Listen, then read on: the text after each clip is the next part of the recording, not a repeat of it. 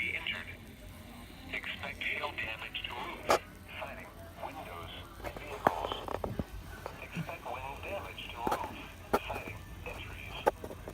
Locations impacted include Humboldt, near Northside Houston, Greater 5th Ward, Aldine, Memorial Park, Northside, or Northline, Kingwood, Greater Greens Point, Greater Heights, Barron, Fort Ward, Downtown Houston, Northtown, or Montrose, Aspen Oaks, or River Oaks area, Spring, Crosby, Bush Intercontinental Airport, East X, or Jensen area, Central Northwest and Hunterwood.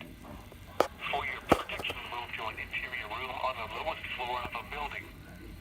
Torrential rainfall is occurring with this storm and may lead to flash flooding. Do not drive your vehicle through flooded roadways.